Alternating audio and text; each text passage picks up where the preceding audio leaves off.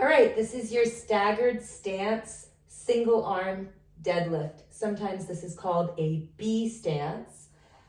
So the way I have it set up is with a slant board. Again, that's optional. You don't need it, but it does help to have a little bit more feedback, a little bit more boundaries, especially if you're on the hypermobile end of the spectrum. I like to give those clients as many boundaries and feedback as possible. So I would put my heel up the slant board, and I can even prop this against a wall so it's more stable. But I'm just going to show you here without the wall. And so my foot, my working leg, is in front. The heel is in front of the toes of the back foot, except I'm on train tracks, not on a tightrope. So I've got a nice wide base of support.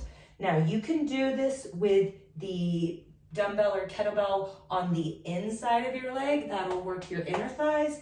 Or you can do this exercise with the dumbbell or kettlebell on the outside of your legs, and that's gonna work more your outer hip. That's a really good option when we're working on, strength and power and working up to, getting strong legs so we can jump. But in the beginning, I like to have people just kind of work on their inner thigh strength, and that really helps with kind of like firing parts of your body that you aren't as well acquainted with.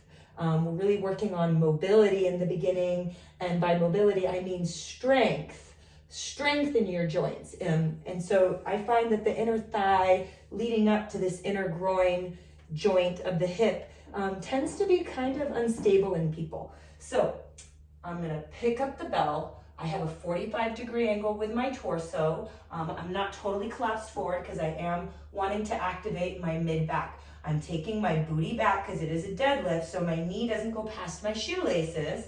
And my gaze is 45 degrees in front, not hanging down and not looking up and kinking out my neck. Remember, your neck is part of your spine, so treat it as such. Push through the front foot. So the heel of the front foot to lift. This arm, this working arm is just kind of dead.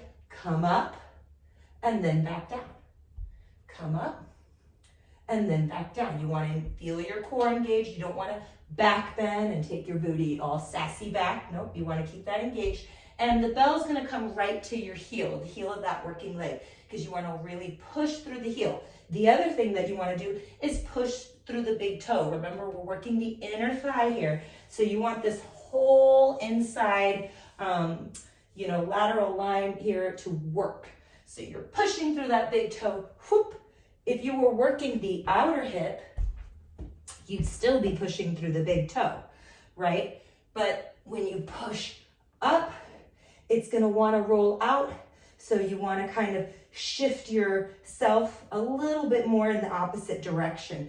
So for the outer hip, you want to think, shifting in the opposite direction. When you're working the inner hip, you want to think moving towards the direction of the working leg. And you can take this into a rotational move. If I have you working on rotation, it's going to look like this. And that's more rotation, right? Now, the other option is a Bulgarian split squat, which is what this is really leading up to, where the back foot is completely out of the equation. And, you're just kind of floating it back there and only working that front.